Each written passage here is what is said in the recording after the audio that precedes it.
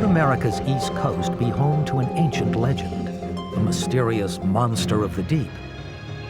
For more than 350 years, locals who live along this stretch of the Atlantic Ocean have been seeing something strange in the sea. They believe they share their beautiful water playground with the great New England sea serpent. From the coast of New England north up to Canada, hundreds of witnesses claim to have encountered the serpentine creature. History shows it is one of the world's best documented sea serpents, up to 80 feet long, with a strange series of humps.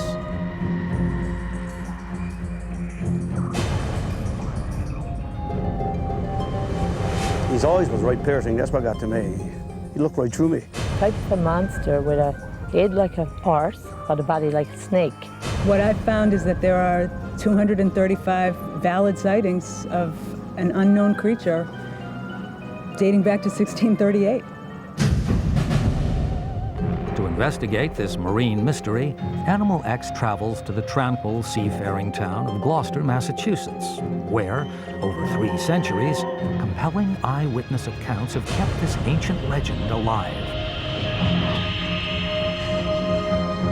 Fisherman Charles Bungay was netting the day's catch about 8 miles off Fortune Bay on the southern coast of Newfoundland when he locked eyes with the hideous monster. His face looked something like between a horse and a camel. His face was about this long, I'd say, straight down. He just shoved his head down underwater and took it up and turned it and looked right at us again, you know, and went on. It didn't kick up any water, it just slid smoothly. Mechanic Bob Crew was on land when he had his close encounter, driving along a deserted road overlooking the bay at Cape Bonavista in Newfoundland. He saw a strange dark shape near some jagged rocks. What happened next shocked Bob Crew. His wife Debbie says the encounter with the strange beast has left a lasting impression on her husband, so much so that he is reluctant to talk about it. He blew the horn to see if it would move, and it did. And what he said was the creature came up out of the water about 5 feet, a long neck and a big head. And he just waited, and it looked like the animal was feeding. So he just blew his horn again, and the animal just swam away a little bit and came back. And then it went under and it disappeared. He didn't see it anymore. Bonavista Mayor Betty Fitzgerald believes many people have seen the sea serpent, but fear of ridicule has become a powerful weapon to keep most silent. It's a mystery to me, and it's a mystery to a lot of people in town that something like this was seen in our area. And who am I or anyone else to say that those people were lying? He's seen something and we don't know what it is, so it'll remain a mystery, I guess. A lot of people around this area have seen it, but nobody ever mentions it unless you bring it up. They'll say, oh, well, I can remember seeing that, but I never ever told anybody because you get too much heartache. Locals who are willing to talk about this mystery believe a rock formation near Bob Crew's sighting could be the serpent's home. Known as the Dungeon, it has 2 tunnels leading to the sea. New York author June O'Neill has tracked the New England sea serpent on its journeys. It has been a 30-year interest. It's between 60 and 80 feet long. It's dark brown or black on its back, cream-colored on its belly. It has a snake-like but horse-sized head, which it swims with it out of the water, held at an angle to the water. And it swims with a peculiar vertical undulation, which makes no sense whatsoever. As legend has it, up until the early 1940s, annual summer visits to Gloucester by this snake of the sea were an accepted phenomenon. Back in 1817, it caused a real sensation. Witnesses reported an incredible event, how it spent the entire month of August at play in the harbor. For the most part, it traveled among the boats here in the harbor for a compelling amount of time. giving everybody a really good chance to have a look at it. And we're at Stageport Park, where hundreds of people gathered with their spyglasses to have a glimpse of this unknown creature from the depths. Dr. Edward Bosefield has had a 50-year career in marine biology and is considered an expert on aquatic megaserpents. The Canadian scientist has spent years investigating another mysterious sea reptile called the Cadborosaurus, or caddy. Dr. Bosefield believes the body form and swimming style of caddy and the New England serpent are virtually identical. Characteristically, when it's swimming at the surface, it has a horse-like head in profile. The neck is relatively long, and characteristically, there are 2 or more vertical humps, or loops, in tandem, one behind the other, right behind the head and neck. Dr. Bosefield has no doubt the creatures are real, but he fears maybe not for much longer. He believes this prehistoric survivor is now under threat of extinction because of man. This animal is subject to all the negative influences of the human species in coastal waters, and this includes oil pollution, toxic chemical pollution, other noxious substances. But in our view, a serious form of pollution is noise pollution. But many skeptics doubt sea serpents even exist. They have dozens of theories about what witnesses could be seeing. Dr. Bosefield hits back, claiming no eyewitness accounts match anything in the known animal kingdom. I spent my entire career studying crustaceans, and let me assure you, there is no similarity whatsoever. So these off the top of the head guesses, to my view, have no credibility whatsoever. You got to see it yourself to believe it. But I saw what I saw, and you can't change that. To my knowledge, there is nothing that has ever existed on the planet that combines all the features of the sea serpent as it's described in New England waters, making it an authentic X-animal. Serpents have been a part of sea legend and folklore since man first set sail. Whatever witnesses have seen in this case, they all agree. The ocean is a big, unexplored playground for many strange creatures. The New England sea serpent may well be one of them.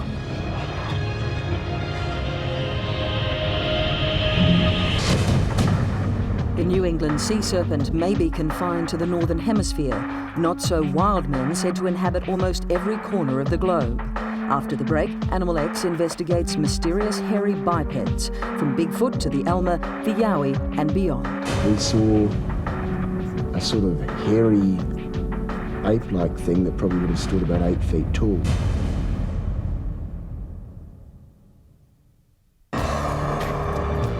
Welcome back to Animal X. There are many reports of mysterious creatures sharing our planet, but few are as hotly contested as giant ape-type creatures like Bigfoot. So where are they situated, and what of their origins? Incredible tales of mysterious man-ape-type creatures have been told since recorded time. Their names vary: Yowie, Saskach, Ngua-rung, Pongo, Yeti, and the most famous of all, Bigfoot. While their existence has been hotly disputed in various countries, Animal X presents a rare global overview of this wild man phenomenon. I have the physical evidence that proves that there is an animal up there. The theory that Gigantopithecus is still with us as Sasquatch has been received by the scientific community by totally ignoring it. Animal X travels to the northern and southern hemispheres to speak to witnesses and experts on the possible existence of hairy bipeds. Over the centuries, they have been reportedly sighted in every continent, except Antarctica. Indigenous tribespeople are among the first to have recorded sightings of these giant creatures, and their legends live on in tales handed down from generation to generation. In Russia, the Bigfoot-type creature said to inhabit dark forests is known as the Alma.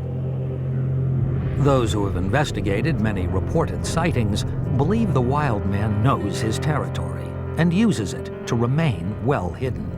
Wild man don't want contacts with us. He afraid of us, we afraid of him. It's a similar story in America, home to the notorious Bigfoot. Matthew Johnson was out trekking with his family when he had his encounter. It was taller than an NBA basketball player, more buff than an NFL football player, and it could have just crumbled me and thrown me away. Down under, in Australia, the nation's wild man goes by the name of Yovi. Said mostly to inhabit the eastern seaboard, it's even been cited by a member of the Senate. We saw a sort of hairy, ape-like thing that probably would have stood about 8 feet tall. It moved in a sort of slightly crab-like fashion. Not only are there many names for these hairy hominids, it's claimed they vary in size. Researcher Lloyd Pye groups them into 4 different types, based on their height and weight. The Bigfoot Sasquatch kind is in the 7 to 10 foot range, 700 to 1,000 pounds. The abominable snowman Yeti kind is more, quote, man size, 5 to 7 feet tall, 300 to 600 pounds. The Almas also in that same range, but a very distinct species in the 5 to 7 foot tall, 300 to 600 pound range. And the Agagwis, or a pygmy kind, they're about 4 feet tall, weigh about 200, 250 pounds. Could this diversity in appearance mean that there are several different species or types of wild man in the world? Jim Keegan is a Bigfoot recorder, monitoring all reported sightings of hairy hominids. He believes the theory is plausible. I believe that the Yeti and that the Almasty and that the Yowie are also 3 different species. So what of the origins of wild men? One theory is that they are distant relatives of the Earth's earliest human inhabitants, Neanderthal man. Certainly some hominid researchers think so. They point to the Alma, said to inhabit Russia and China, as exhibiting a human-like appearance. I do believe that probably the Almas are going to turn out to be living Neanderthals. If any of the hairy hominids that are present today worldwide are related to the Neanderthals, it would be the Almasty. The other theory is that wild men are descendants of the world's largest known ape, Gigantopithecus. Said to stand between 8 and 10 feet tall, scientists claim it died out some 100,000 years ago. Physical anthropologist Dr. Grover Krantz says he has seen the evidence firsthand that links Giganto with wild men. I studied the jaws of the Gigantopithecus and realized that they were spread out in the back in an extraordinarily wide manner. And the only possible reason for that is because their neck was in between the back of their jaws. In other words, they must have been upright. We had a perfect candidate for the Sasquatch. The mystery intensifies further here in a laboratory in Conroe, Texas. Officer Jimmy Chilcutt is a world expert on human and primate fingerprints and has analyzed samples from more than 1,000 primates. He says these Bigfoot casts were most definitely made by a creature that is not human. From the physical evidence available in this casting, I can say for certain that the ridge flow pattern is definitely not human, and it's not of any known primate, but it is a primate print. While the body of evidence on the existence of wild men may be growing, mainstream science remains firmly locked in the category of non-believer. But then again, it has been known to change its mind. For instance, 20 years ago, stories of giant squid were dismissed as simply seafaring legend. And 100 years ago, it was inconceivable to think that there could be giant pandas or silverbacked gorillas. Perhaps hard evidence will surface one day to change present perceptions, some form of solid proof to show that these worldwide tales of wild men are not so wild after all. From one wild mammal to another. After the break, Animal X investigates the phenomenon of beaching whales. Why do they do it, and what's it like to be part of a team trying to save them from a traumatic death? 2 a.m. walking through the sand dunes down onto the beach and seeing these black streamlined torpedoes rolling around in the surf was quite a sight.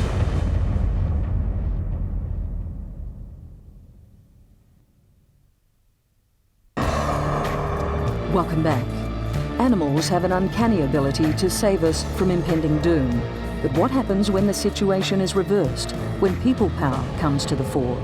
It's all part of the story of beaching whales, one that has changed lives and keeps science guessing. For centuries, whales and dolphins all over the world have embarked on a mysterious and deadly journey, stranding themselves in great numbers along stretches of coastline. It is a phenomenon that has baffled even the best scientific minds.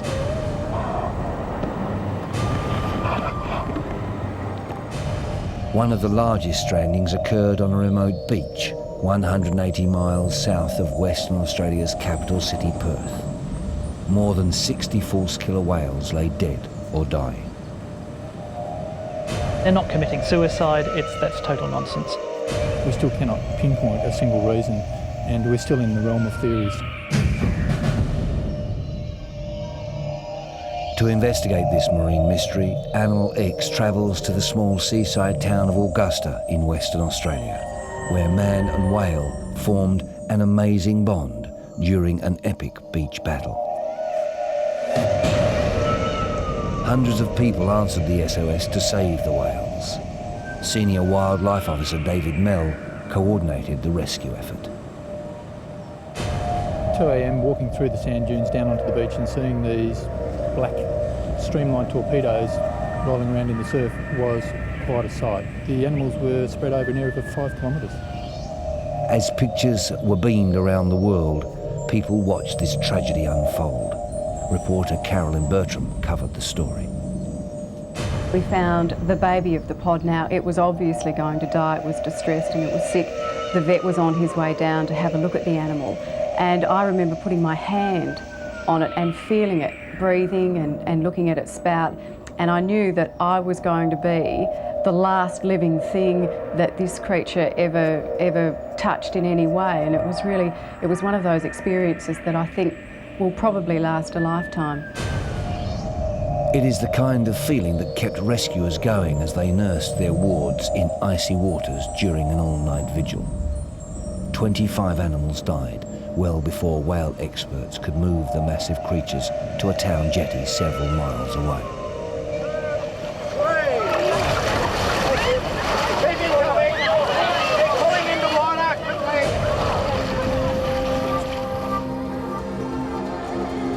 The sea turned black with bodies as board riders herded the whales 2 miles out.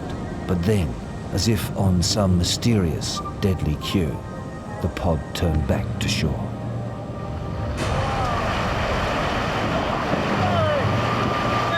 We need the muscles working one whale at a time. Head first up the beach. Rescuers turned to Professor Nick Gales, the veterinarian in charge of the animals, for answers. Sometimes they come inshore and it might be chasing food, as was probably the case here, but they came in during a bit of a storm or following a big storm and got into an area where there was a bit of a trap and all of their ability to navigate as a group and everything was threatened. Another theory, one of the most popular, is that the bond between whales is so strong that when a sick animal strands, its friends follow. They're a group of animals that will always try and survive, but the fundamental part of a social group like that is staying together. So when some get into trouble, the others do. Back in Augusta, 5 more whales died before the pod was finally coaxed back out to sea.